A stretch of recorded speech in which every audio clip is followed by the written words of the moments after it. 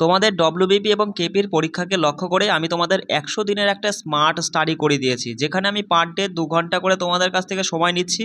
আর তার 2 ঘন্টার মধ্যেই আমি তোমাদের কারেন্ট অ্যাফেয়ার্স, জিকে, রিজনিং, জিকের একটা গুরুত্বপূর্ণ করে টপিক, তার সাথে ম্যাথ কনসেপ্ট সহ ভালো করে পড়িয়ে দিচ্ছি।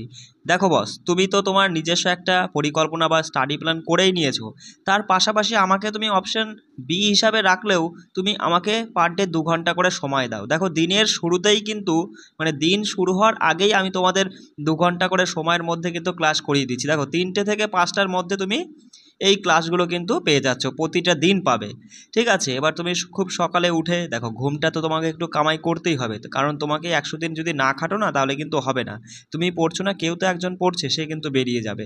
সেই জন্য বলছি, কষ্ট করে হলেও সকাল সকাল উঠে আগে তুমি এই 2 ঘন্টা সময়ের মধ্যে আমি যা করাচ্ছি এগুলো চটপট একটু করে নিলে, তারপরে সারাদিনটা তোমার পড়ে রইলো।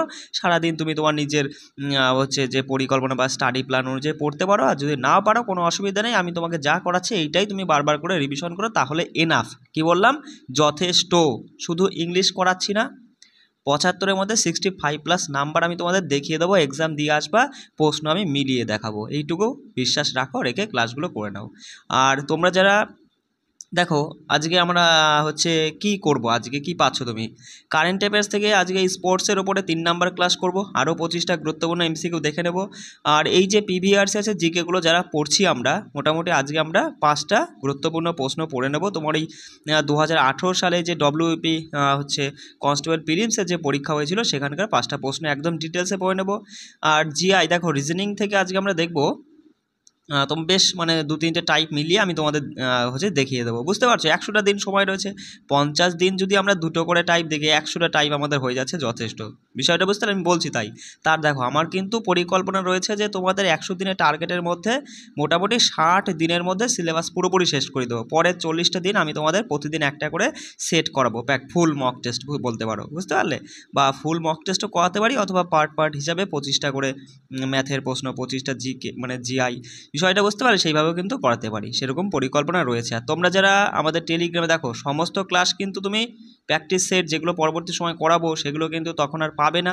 তখন কিন্তু তোমাকে মানে কি বলবো, অ্যাডমিশন নিতে গেলে তখন আমি আর নাও নিতে পারি। দেখো, এখন তুমি পারলে পরে আমাদের সঙ্গে যুক্ত হয়ে যাও, যে সমস্ত রেকর্ডেড ক্লাস এবং সাথে সমস্ত পিডিএফগুলো তুমি পাবে হচ্ছে 149 টাকা। এই নাম্বারে যে কোনো মাধ্যমে পেমেন্ট করে এই নাম্বারেই হোয়াটসঅ্যাপে একটা মেসেজ করে দিবা, সঙ্গে সঙ্গে আমি কিন্তু যুক্ত করে দেবো। চলো, এই ক্লাসের মাধ্যমে আমরা ভারতীয় সংবিধানের যে গুরুত্বপূর্ণ সংবিধান সংশোধন রয়েছে, সেগুলো কিন্তু আমরা ভালো করে পড়ে নেবো। দেখো, এই সংবিধান সংশোধন থেকে পরীক্ষায় প্রশ্ন হয়, সেই জন্য মানে এইগুলো ভালো করে মাথায় রাখবে। দেখো, প্রথম সংশোধন কত সালে হয়েছিল? 1951 সালে। মাথায় রাখবে, প্রথম সংশোধন যেটা হয় 1951 সালে।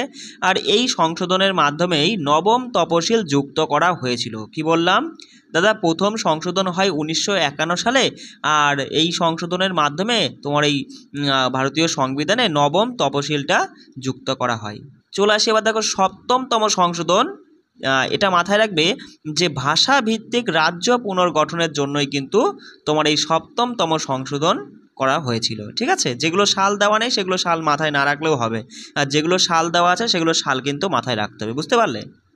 কারণ সব সাল তো মুখস্থ করা তোমার সম্ভব নয়, সেই জন্য আমি যেগুলো ইম্পর্টেন্ট সেগুলোই তুলে দিয়েছি। দেখো, 12তম সংশোধন। 12তম সংশোধনের দ্বারা মাথায় রাখবে গোয়া, দমন ও দিউ একটি কেন্দ্রশাসিত অঞ্চল হিসেবে অন্তর্ভুক্ত করা হয়েছে। কি বললাম? গোয়া, দমন ও দিউকে একটি তোমার ওই কেন্দ্রশাসিত অঞ্চল হিসেবে অন্তর্ভুক্ত করা হয়েছিল 12তম সংশোধনের মাধ্যমে। 14তম সংশোধন, মাথায় রাখবে 14তম সংবিধান সংশোধনের মাধ্যমে তোমার এই হিমাচল প্রদেশ, ত্রিপুরা, মণিপুর এবং গোয়ার জন্য বিধানসভা নির্বাচনের করার কথা বলা হয়। কি বললাম? হিমাচল প্রদেশ, ত্রিপুরা, মণিপুর, গোয়ার জন্য বিধানসভা নির্মাণের কথা বলা হয় 14তম সংবিধান সংশোধনের মাধ্যমে। 15তম সংশোধন হয়েছিল 1963 সালে। গুরুত্বপূর্ণ, কত সালে?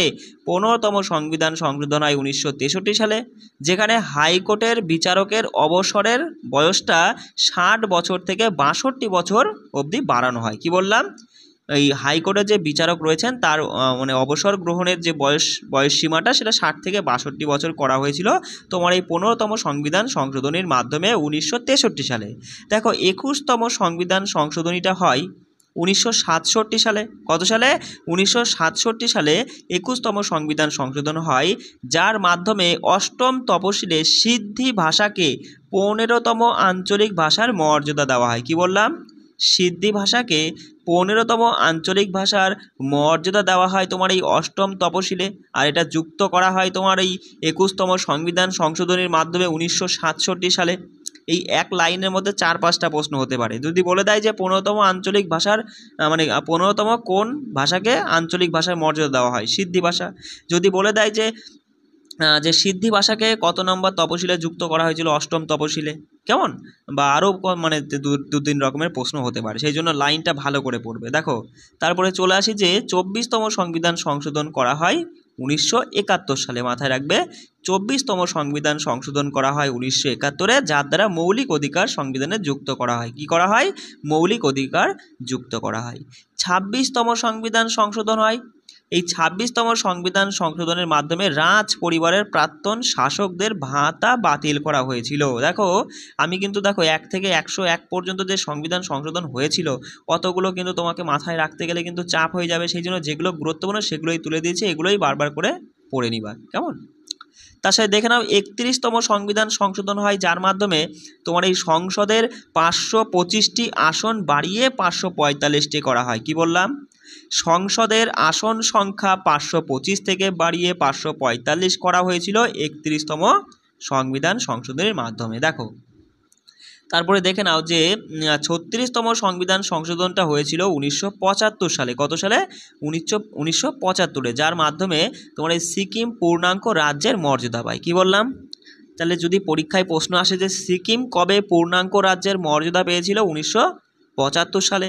কততম সংবিধান সংশোধনী অনুযায়ী? 36তম সংবিধান সংশোধনী অনুযায়ী। দেখো, 42তম সংশোধনী হয় 1976-এ। কত সালে? 1976 সালে 42তম সংবিধান সংশোধন হয়, যেখানে প্রস্তাবনায় ধর্মনিরপেক্ষ, সমাজতান্ত্রিক, জাতির অখণ্ডতা এই শব্দগুলো যুক্ত করা হয়। কি বললাম? প্রস্তাবনায় তোমার এই ধর্মনিরপেক্ষ, সমাজতান্ত্রিক এই অখণ্ড শব্দগুলি যুক্ত করা হয়। তার সাথে শরণ সিং কমিটির অধীনে সংবিধানের 10টি মৌলিক কর্তব্য যুক্ত করা হয়েছিল তোমার এই 42তম সংবিধান সংশোধনের মাধ্যমে। দেখে নাও, লোকসভা ও বিধানসভা কার্যকালের মেয়াদ 5 বছর থেকে 6 বছর করা হয় তোমার এই 42তম সংবিধান সংশোধনের মাধ্যমে। প্রশাসনিক বিচার সভাও গঠন করা হয়েছিল এই 42তম সংবিধান সংশোধনের মাধ্যমে। একাধিকবার এই সংশোধন করা হয় বলে মাথায় রাখবে, একে মিনি কনস্টিটিউশন বলা হয়। তাহলে কি বললাম?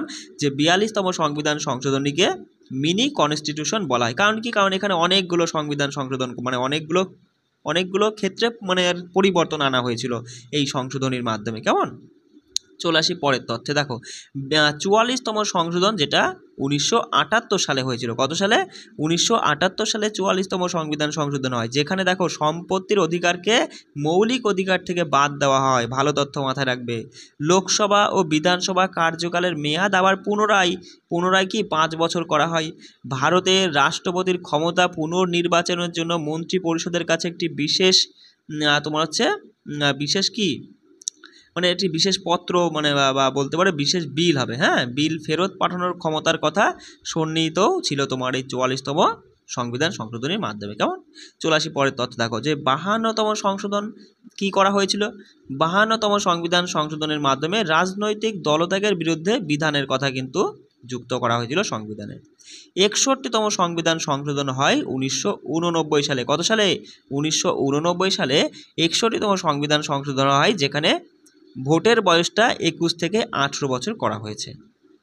চলে আসি 73তম সংবিধান সংশোধনটা দেখে নেব, যে 1992 সালে 73তম সংবিধান সংশোধনটা হয়েছিল, যেখানে পঞ্চায়েত ব্যবস্থায় মেয়েদের জন্য 33.3% আসন সংরক্ষণের কথা কিন্তু বলা হয়েছে। ঠিক আছে। 74তম সংবিধান সংশোধনটা হয়েছিল 1993 সালে। কত সালে? 1993 সালে 74তম সংবিধান সংশোধন হয়, আর এই সংশোধনী আইন তোমার 9-এর এ ভাগকে যুক্ত করে পৌরসভাগুলিকে সাংবিধিবদ্ধ স্বীকৃতি দিয়েছে। কি বললাম? যে এই সংবিধানী আইনের মাধ্যমে 9-এর এ ভাগকে যুক্ত করে, মানে সংবিধানের 9-এর এ ভাগকে যুক্ত করে পৌরসভাগুলিকে সাংবিধানিক স্বীকৃতি দেওয়া হয়েছে। কেমন? তা সে দেখে নাও, 86তম সংশোধন হয় 2002 সালে। কি বললাম? 86তম সংবিধান সংশোধনটা করা হয়েছিল 2002 সালে, যেখানে 6 থেকে 15 বছর বয়সের মধ্যে শিশুদের শিক্ষার অধিকারকে মৌলিক অধিকার করা হয়। ঠিক আছে, 6 থেকে 15 নয় 14 বছর, ঠিক আছে, 6 থেকে 14 বছর বয়সের মধ্যে শিশুদের শিক্ষার অধিকারকে মৌলিক অধিকারের মধ্যে রাখা হয়। কেমন? পরে প্রশ্ন তথ্যে চলে যায়, দেখো 92তম সংশোধনটা করা হয়েছিল 2003 সালে, যেখানে বোডো, ডোগরি, সাঁওতালি ও মৈথিলি ভাষাকে স্বীকৃতি ভাষার তালিকায় যুক্ত করা হয়। কেমন? মাথায় রাখবে যে এই তোমার হচ্ছে 92তম সংবিধান সংশোধন করা হয়েছিল 2003-এ, যেখানে এই বোডো, ডোগরি, সাঁওতালি, মৈথিলি এই ভাষাগুলোকে স্বীকৃতি দেওয়া হয়েছিল। কেমন? 97তম সংবিধান সংশোধনটা দেখে নেব, যেখানে এটা হয় 2011 সালে, সমবায় সমিতি গঠন করা হয়েছিল আর কি। বিষয়টা বুঝতে পারছো যে সমবায় সমিতি গঠন করা হয়েছিল তোমার এই 97তম সংবিধান সংশোধনীর মাধ্যমে 2011 সালে। কেমন? দেখো 100তম সংশোধন কত সালে হয়? 2015 সালে। মাথায় রাখবে 100তম সংশোধন হয় 2015-তে, যেখানে ভারত বাংলাদেশ ছিটমহল বিনিময় চুক্তি কার্যকর হয়েছিল। কেমন? 101তম সংশোধন 2017 সালে হয়, যেখানে জিএসটি লাগু করা হয় যার দ্বারা। 102তম সংশোধন 2018 সালে হয়েছিল। কত সালে? 2018-তে 102তম সংশোধন হয়, যেখানে অনগ্রসর জাতিদের জন্য জাতীয় কমিশন গঠনের কথা কিন্তু বলা হয়েছে। 103তম সংশোধন 2019 সালে হয়েছিল, যেখানে ইডব্লিউএসদের জন্য 10% রিজার্ভেশনের কথা কিন্তু বলা আছে। ভালো তথ্য মাথায় রাখবে। চলে আসি, দেখো 104তম সংশোধনটা হয় 2020 সালে, যেখানে লোকসভা ও রাজ্য বিধানসভাগুলিতে এসসি এবং এসটিদের আসন সংরক্ষণের সময়সীমাটা 10 বছর বাড়ানো হয়েছে। কেমন? কি বললাম? যে লোকসভা ও রাজ্য বিধানসভাগুলিতে এসটি ও এসসিদের আসন সংরক্ষণের সময়সীমাটা 10 বছর বাড়ানো হয়েছে 104তম সংবিধান সংশোধনীর মাধ্যমে 2020 সালে। 105তম সংশোধন 2021 সালে হয়। এটি সামাজিক ও শিক্ষাগতভাবে অনগ্রসর শ্রেণীর তালিকা প্রস্তুত করার জন্য রাজ্য সরকারের পুনরুদ্ধার করার কথাই কিন্তু বলা হয়েছে 105তম সংবিধান সংশোধনীর মাধ্যমে। আর 106টা দেখে নাও, 2023 সালে 106তম সংবিধান সংশোধন হয়। এটি লোকসভা, রাজ্য বিধানসভায় সর্বোচ্চ আসনের তোমার 1/3 মহিলাদের জন্য সংরক্ষণের কথা বলা হয়েছে। এই তোমার 106তমই, মানে 106 পর্যন্ত রয়েছে সংবিধান সংশোধনের পরে আর কিছু সংবিধান সংশোধন হয়নি। কেমন? তাহলে এইগুলো চটপট একটু তুমি শুনে নিলে, এবার নিজেরা একটু পড়ে নিবা, পড়ে মুখস্থ করে নিবা। কেমন? সবাই ভালো করে পড়বে। রাখছি। জয় হিন্দ।